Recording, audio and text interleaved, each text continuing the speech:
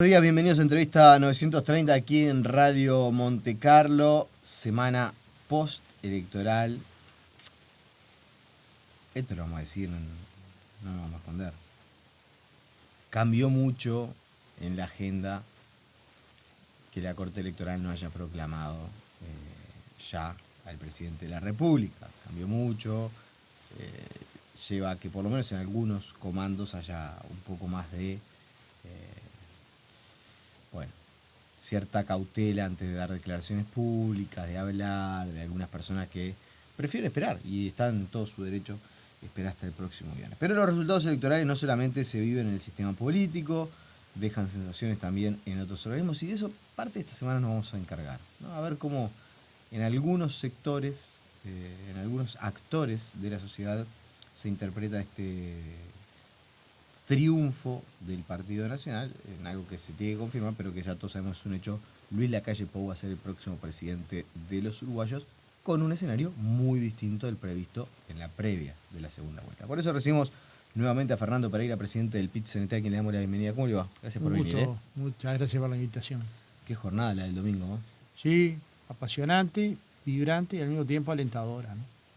En el mundo, una elección que termina por 1% es un lío, es un problema. Sí, en Uruguay, todo el mundo aceptó que la Corte Electoral va a proclamar dentro de 4 o 5 días al presidente de los uruguayos. Es obvio que tiene más chance de Lacalle Pou de ser presidente, o tiene la chance principal, casi diría que exclusiva. Pero también es cierto que todos nos damos el tiempo para esperar a la Corte Electoral. Y no, esto y no es una garantía, de fraude, no hay denuncia sospecha de nada, de que si nadie se alteraron piensa, los votos. Nadie piensa que uno embromó al otro. Los discursos de los candidatos fueron discursos componedores, fueron discursos hacia la barra, sí, pero también hacia la casa común en donde vivimos, proteger el país donde vivimos, las garantías democráticas que tenemos, y eso en sí mismo hay que valorarlo, porque no es tan común en el mundo que estas cosas sucedan. A veces nosotros la vemos común porque acá pasa, y pasa desde ya hace bastante tiempo. Pero lo cierto es que en el mundo hay convulsiones cuando las elecciones son parejas, hay denuncias de fraude casi todas las elecciones. Y acá en Uruguay la Corte Electoral, con la lentitud que dicen que tiene, con las demoras para hacer el segundo escrutinio, nos da a todos una certeza absoluta. Y un país con certezas y con reconocimientos al modelo democrático es una garantía brutal para cualquiera, ¿no? Para los que viven en Uruguay y para los que no viven. Hoy me han llamado pila de dirigentes sindicales del exterior para saludarnos por el proceso electoral. Terminamos un proceso a pocas cuadras, un festejo del otro, porque mirado en términos de kilómetros es a nada. Sí, será 2 casi kilómetros. sin incidentes, casi sin problemas, casi sin insultos. Yo fui a caminar el sábado, que es una cosa que hago cada vez que puedo, caminar algunos kilómetros, y me crucé con un grupo enorme de militantes del Partido Nacional y me saludaron con cariño, como se saluda a cualquier persona que uno no odia porque sí. Entonces, estas cosas de repente no las valoramos lo suficientemente, pero son importantes para Uruguay. Y desde el punto de vista sindical, del PIT-CNT, perdón, ¿qué valoración hacen? Bueno, yo vine acá a su programa y le dije algo que no cambié el día después, porque oportunistamente uno puede cambiar. Yo le dije, mire, yo no soy neutral. A mí no me da lo mismo tener negociación colectiva que no tenerlo. No me da lo mismo lo que pasó en los gobiernos de Lacalle Valle y Sanguinetti que lo que pasó en el gobierno progresista. Hemos obtenido logros que son históricos, como la ley de negociación colectiva, de libertad sindical, de tercerizaciones, de empleo para personas con discapacidad, de responsabilidad penal empresarial. Hemos logrado que el salario crezca 62%, pero en los sectores que nosotros privilegiamos, que eran los de menores ingresos, en el caso de las trabajadoras domésticas hemos multiplicado por 3, en el caso de los trabajadores de limpieza hemos multiplicado por 3, en el caso de los trabajadores de la seguridad también, en el caso de las maestras y de las profesoras por 2, en el caso de las auxiliares de cocina y de comedor de las escuelas por 2,5 veces, y en el caso de los peones rurales por 4 veces. Entonces, cuando uno mira este resultado, puede sentirse tranquilo de lo que hizo el movimiento sindical. Y para eso existieron 2 componentes. Un movimiento sindical que luchó, que peleó, que se movilizó y que paró, y un gobierno con oídos abiertos. ¿Qué espera uno del gobierno electo? Oídos abiertos. Va a haber un movimiento sindical demandando el mantenimiento de sus conquistas, va a haber un movimiento sindical levantando banderas de justicia social, va a haber un movimiento sindical reivindicando derechos, y del otro lado nosotros esperamos encontrar un gobierno con oídos abiertos. ¿Eso lo puedo decidir yo de antemano? No, esto va a depender de las decisiones que el gobierno de la calle Pou, que tiene que también resolver los acuerdos con los otros 4 partidos. No olvidemos que esta elección la ganan 5 partidos juntos por menos de por un punto y moneda. Y esto tiene consecuencias en lo práctico. Una mitad de un país no debería desoír a la otra. Y al mismo tiempo alguien salió electo presidente, ¿no? Ahora, va a ser una gobernabilidad compleja. Pero, ¿por qué dice gobernabilidad compleja? Porque es una mayoría compleja. Usted tiene que gobernar con Manini. Y un día le sale un loco y le dice que hay que sacarle los derechos a la mujer. Electo diputado, no es que sale un vecino de al lado, ¿no? Un día sale un senador y le dice que Dios se incorporó en el cuerpo de Manini para hacer las grandes transformaciones. Y otro día Manini hace un video horrible hablándole a las Fuerzas Armadas de cosas que no sucedieron. Y bueno, ese partido tiene 3 senadores y 10 diputados. Es parte de la mayoría parlamentaria. Sin ese partido no construye la mayoría parlamentaria. Y del otro lado tenés a Miere, que yo lo siento más cercano a mí que al resto de la coalición. Con Raúl Ramos, por ejemplo, que es un tipo que conoce el Estado fantásticamente, con el que he aprendido, con el que he conversado, con el que he negociado cuando fue miembro de la OPP por el Frente Amplio. Ese hombre es un hombre que yo en cualquier gobierno lo valoraría para mi gestión. Si a mí me tocara elegir un trabajador para una tarea específica vinculada al Estado, ese nombre es uno cantado, ¿no? ¿Sabe que yo le iba a preguntar por el tema de Mieres? Porque apareció en el diario El Observador. A mí no me consta, por eso refiero al diario El Observador, pero... Yo que soy cristiano lo deseo. ¿Ah, sí? Yo sí. ¿Desea Pablo Mieres ministro de Trabajo? Y mirá, Pablo Mieres es un humanista cristiano, se formó en los mismos lugares que me formé yo, tiene sensibilidad con el trabajo. Lo escuché en la sede del PCNT hablar de la negociación colectiva y tiene criterios claros. Conrado Ramos es un tipo que conoce mucho de negociación colectiva en el sector público, de reforma del Estado. Yo pienso que ahí tiene que haber un elenco de trabajo mucho más potable que otros, ¿no? O sea, no es que no haya haber diferencias, pero tampoco es que no hubo diferencias con los ministros de Trabajo del Frente Amplio. Diferencias va a haber. Lo que creo que va a haber, diálogo más abierto, diálogo más fluido, si es que es el electo Mieres. Yo estoy acá haciendo algo que no debería hacer, que es tomar como buena un trascendido de prensa.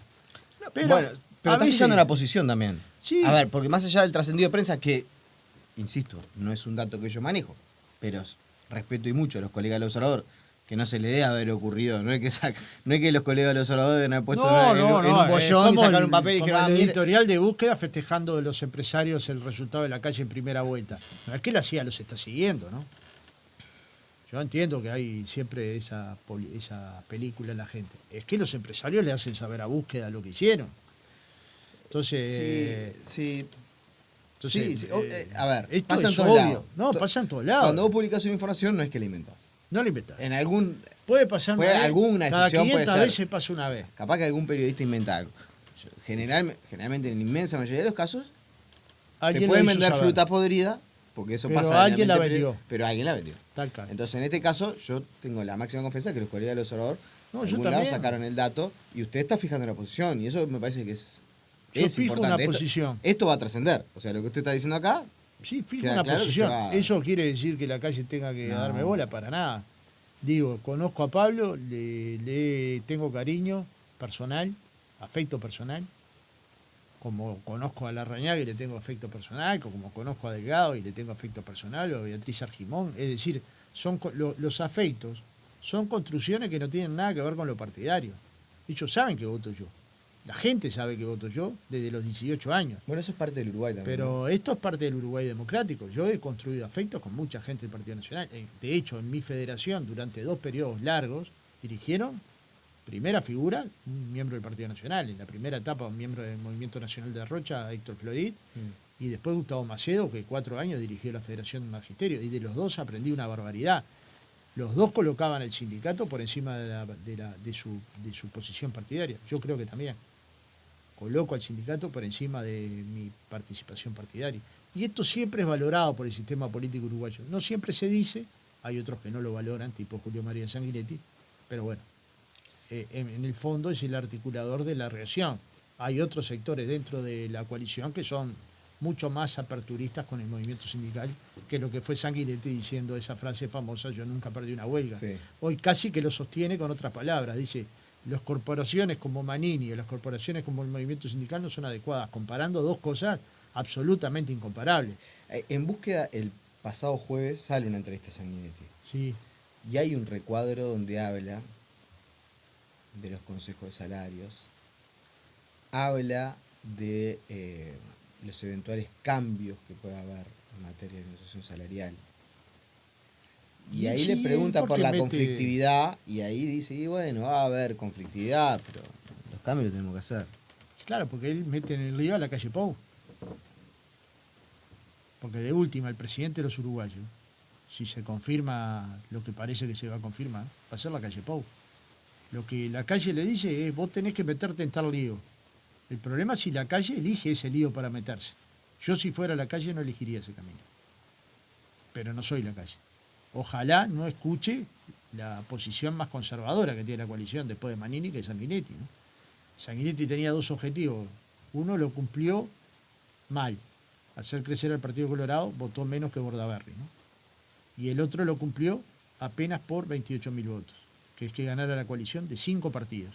Y eso con 10% de votos militares, ¿no? De un partido militar, o que se está queriendo definir como militar, por lo menos por el último video. Y esto es delicado. Esa ecuación la calle la tiene que administrar que ganó con un partido que está defendiendo posiciones muy conservadoras y con un dirigente colorado con peso, con 2 senadores, que también Ahí lo voy a está decir que el invitando. líder del Partido Colorado está Albino Sanguinetti. Bueno, ojalá asuma ese liderazgo, ¿no? Usted no lo ve. Yo lo vi asumiéndolo a Sanguinetti en el armado de la coalición. Vi Sanguinetti reuniéndose con la calle Pou. Vi generando condicionamientos. Vino dejando presentar a Pedro Bordaberry cuando todas las encuestas lo daban como senador, ¿no? Entonces yo qué sé, a mí me hablan de democracias abiertas y después inhiben a un senador trabajador, porque si algo se puede reconocer de Bordaberry es que es muy trabajador, que es profesional en lo que hace, que es estudioso. Si conversás con Bordaberry no podés ir a payar, ¿no? No sé en el tema de Qué fútbol. benévolo porque- que está hoy, ¿no? Con la oposición. No. Con Bordaberry tengo un vínculo desde hace 10 años. Pero llámelo y pregúntele. No, lo tengo claro. No es público, porque A ver, público, yo la siempre- mayoría de mis mire, cosas no son esto- públicas. Ahora no es público. vamos a apartarnos 2 minutos de la Pero la entrevista. política uruguaya da para- Periodista entrevistado. Yo a veces que los grupos de WhatsApp se encarnizan en las discusiones y yo le digo, muchachos, miren que tienen menos diferencia de los políticos que ustedes. Entre ellos se llevan mejor, se tienen mayor diálogo, pueden tener una discusión fuerte en las cámaras y después, en algunos casos, tienen mal relacionamiento personal. Pero como toda la vida. La realidad es que no se odia persona Yo no a persona. conozco sociedad que progrese en base a odios. Conozco sociedades que progresan en base a entendimientos generales. Algunas políticas de Estado claves, la educación, probablemente la seguridad pública, probablemente la política exterior, y después diferencias ideológicas, porque lo que no se puede defender, lo que no se puede ocultar, es que entre la posición de Sanguinetti, en este caso de Bordaberry, y la mía, hay un abismo ideológico. Esas ideas no permiten que yo converse con Bordaberry, permite que converse cada vez que precise. Nunca jamás me dijo no a una reunión, nunca. Tampoco exagero, ni hago excesos, ni creo que haya que estar reuniéndose todo el tiempo, ¿no? Ni tampoco nunca hubo posibilidad de reunirse con Sanguinetti. De hecho, fue a la sede de la central, lo recibimos como se merece un candidato a la presidencia. Eso no esconde su posición antisindical Ahora, histórica, ¿no? Hay una frase a la Ahora, que quiero volver. Una frase a la que quiero volver. Fíjese que él escribió, yo leo todos los libros de Sanguinetti y los compro. Después me arrepiento porque pienso que le doy un poco de dinero, pero no está mal comprarlo porque vale la pena leerlo, pues es una pluma muy buena. Gastar en libros siempre es una buena inversión. Sí, pero siempre prefiero darle la plata a otro. Pero lo que le digo, lo leo, pues es una pluma interesante. Pero es una pluma interesante y muy subjetiva. Usted lee la historia del Uruguay reciente y Wilson tiene un papel colateral. Y los que vivimos en ese momento sabemos que Wilson jugó un papel determinante, aún no siendo nacionalista. Entonces yo no estoy para reivindicar a Wilson, que para eso están los wilsonistas. Estoy para reivindicar un cuento de la historia que hay que hacerlo un poco más real a la salida de la dictadura. Entonces, pero estas diferencias hacen que yo no pueda hablar con Sanguinetti mañana. Yo me siento a hablar con Sanguinetti cuando me invite. No se olvide que fue electo 2 veces presidente de los uruguayos, ¿no? Hay una frase a la que quiero volver. Si la calle Pou elige el camino de Sanguinetti, va a haber lío. Y yo sé que se habló mucho el tema de la inestabilidad, de las movilizaciones, pero que quede claro en el punto cero. Ustedes no aceptan modificaciones en el Consejo Salario. No aceptamos modificaciones, aceptamos modificaciones negociadas. Y una que no estamos dispuestos a aceptar es que dentro de los consejos salarios, como desde el año 43, no vayas a creer que es una innovación progresista. En todo caso es progresista, pero de Amézaga, que tiene cosas maravillosas. En ese caso se votó la ley de consejos salarios y las asignaciones familiares, el mismo periodo de gobierno, que es que dentro de los consejos salarios se votan los ajustes generales de salarios. Es decir, no solo los mínimos de categoría, sino el ajuste de todos los trabajadores. Supongamos, hay un 5% para todos los trabajadores, eso va para todos los trabajadores. Después se fijan los mínimos de categoría, que puede ser más del 5%. Pero el ajuste tiene que estar dentro de los consejos salarios. Porque la experiencia de que no estuvieran la vimos entre el 92 y 2004. El país creció y los salarios no. Y nadie va a resignar caída salarial porque sí. ¿Me explico? Entonces, eso obviamente vamos a intentar que no suceda. Vamos a intentar de que no se pierda la ultractividad, que es que si acá en la radio le dan a los trabajadores útiles escolares, mochilas, tickets de alimentación, eso no haya que negociarlo en cada convenio. Porque si no, cada convenio empieza conflictivamente solo para recuperar lo que lograste en el convenio anterior. Eso es como inventar una fábrica de conflictos. Pongamos que, usted inventa que el conflicto. Hay un lineamiento en el cual se dice que el aumento mínimo para todos está por debajo de la inflación. Pero lo van a hacer dentro del Consejo de Salarios. Miraremos la situación económica, estudiaremos. No es que el Uruguay no haya tenido aumentos por debajo de la inflación. De hecho, el PIT-CNT, si algo tuvo, una actitud responsable en la crisis. A mí me molesta mucho lo que dice Sanguinetti, porque él sabe mejor que nadie que nosotros tuvimos más reuniones con Achugarri que con cualquier dirigente sindical en ese momento, buscando una salida, por un lado, al sistema financiero y a la zorrita, y esa la llevó adelante Juanjo Ramos, Lalo Fernández, Bernini, Manuel Negro y tantos trabajadores bancarios, la Negra Yáñez. Una que tenía que ver con la alimentación de los escolares, que la negociamos con Teresita González, presidenta primaria en aquel momento, para que hubiera auxiliares en las escuelas y se pudiera hacer de comer para los niños escolares. Otra que tenía que ver con los jornales por el salario mínimo nacional, por menos el salario mínimo nacional, reparando veredas para que los trabajadores quedaran atados al mundo del trabajo.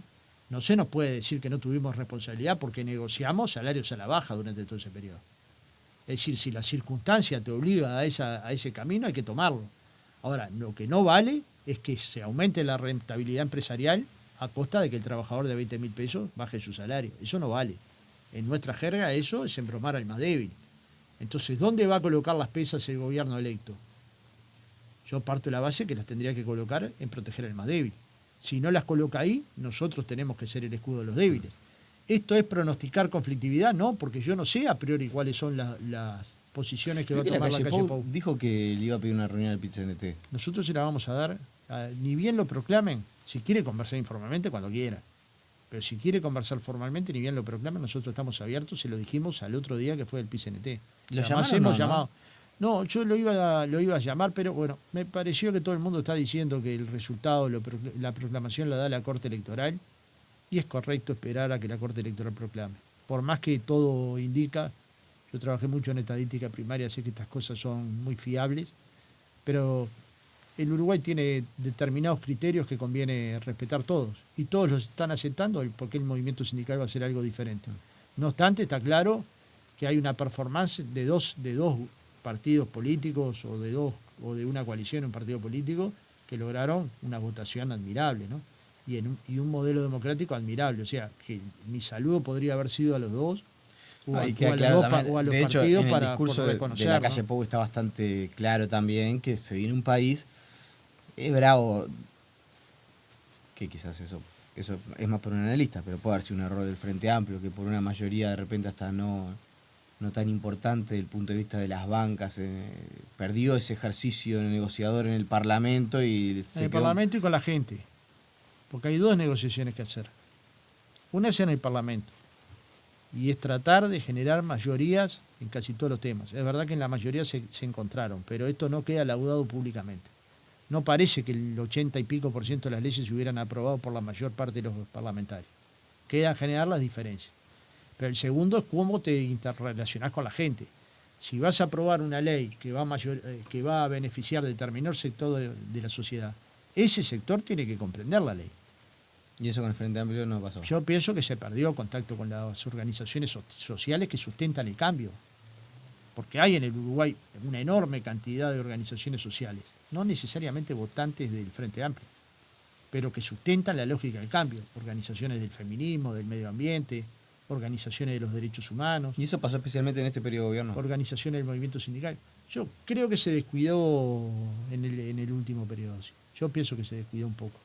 Y la base social de la izquierda es el agua para cualquier persona. Pero no dicen que el Frente Amplio, acá ya estamos una barrera un poquito más difusa, pero porque esta parte no reniegaron que ser un adherente al Frente Amplio, de un sector que va a tener 2 senadores, que no es poco, como la vertiente artista. Pero esto de ¿dónde perdió el Frente? Porque se dice, bueno, la verdad, el domingo lo decían muchos dirigentes. ¿Dónde ganó el Frente? 15 años después, saca casi 50% de los votos. El tema es dónde ganó. Y te digo la verdad. El día de la militancia, dijo Yamandu Orsi, por el domingo. Totalmente. Por el domingo, por el sábado, por el viernes, por el jueves, por el miércoles. A mí me golpeó en la puerta 3 veces. Cuando veían que era yo, no es que hacían mucho esfuerzo en convencerme. En todo caso me decían arriba. Pero lo que te quiero decir, esa barra, que en cierta medida no fue suficientemente escuchada desde mi modesto punto de vista, esa barra tomó el partido como partido propio y dio argumentos porque tenía argumentos para dar. O sea que el abrir las ventanas al Frente Amplio en el próximo periodo tiene que ser... Hay que abrir las ventanas, las puertas y todo lo que sea posible de abrir, porque lo que se demostró es que, contrariamente a lo que decía una barra, que era que los jóvenes no entendían el proceso de la izquierda porque solo habían vivido un gobierno del Frente Amplio, esa fue la franja que mejor votó. No, por amplio lejos. Amplio margen. Donde se colocaron más recursos no fue en el lugar donde mejor se votó.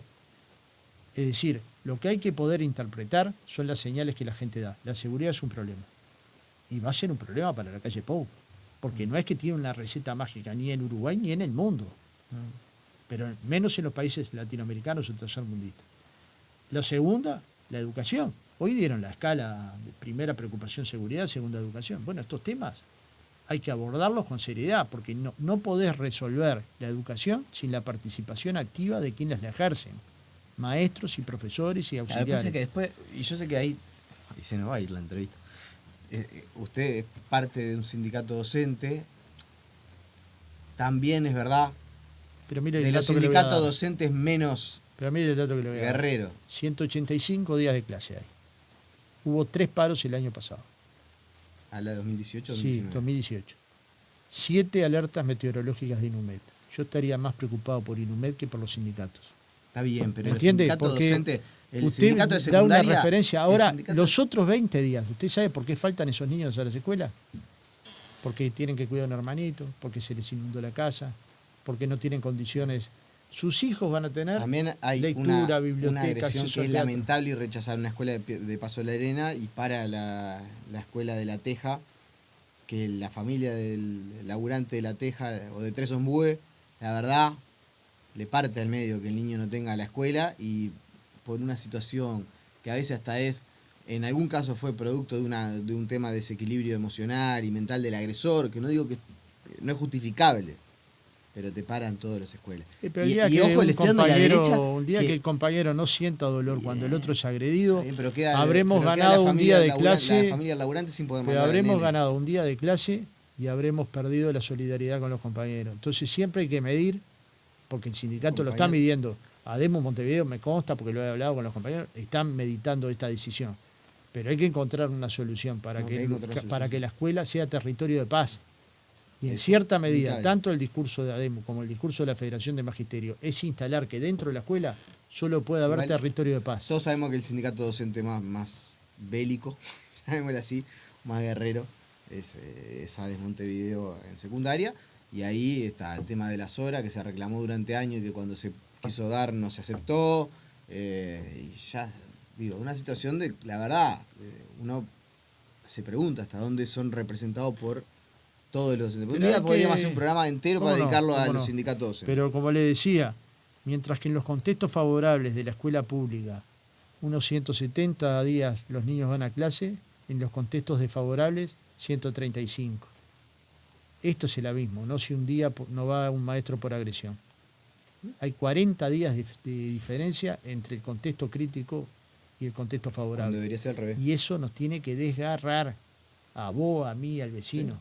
Nuestros hijos van a la escuela los 170 días, o los 180. Yo recuerdo lo exigente que era con mi hija mayor para que fuera todos los días a clase.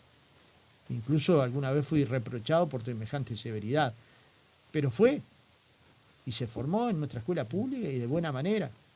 Entonces lo que te quiero decir es, cuando uno quiere para sus hijos lo mejor, debe querer para los hijos de los demás lo mejor. Y querer para los hijos de los demás lo mejor es que esos niños puedan acceder a la lectura de un libro, que una madre le lea ese libro, que tenga una casa adecuada, que el baño esté dentro de la casa, que tenga un hábitat, que pueda ir a la escuela, que tenga contención familiar.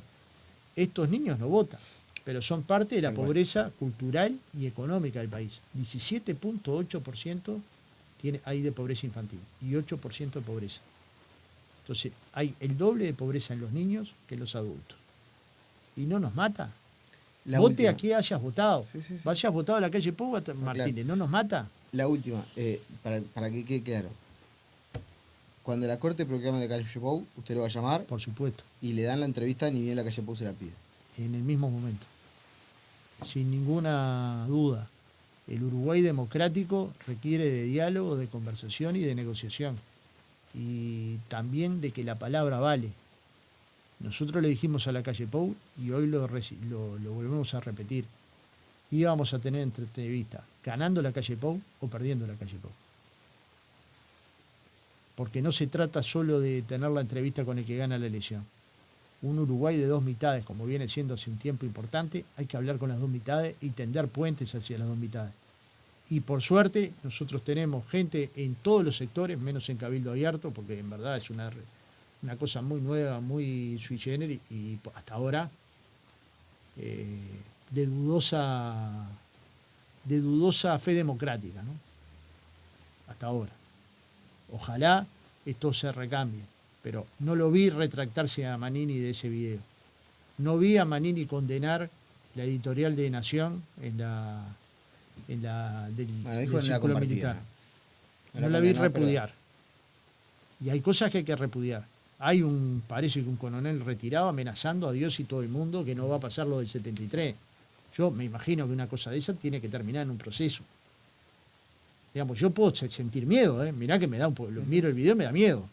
Y lo estoy diciendo al aire, en una radio que se escucha y capaz que tengo que tener miedo. Ahora, el día que sienta miedo y no pueda hablar, me iré. Mientras tanto, te digo, tiene que Cabildo Abierto hacerse una fuerte autocrítica por cómo se movió en los últimos días de campaña. Y también el sistema completo político tiene que repudiar esa editorial. Porque en la medida que por cálculos electorales se dejen pasar estas cosas antidemocráticas, cuidado, ¿no?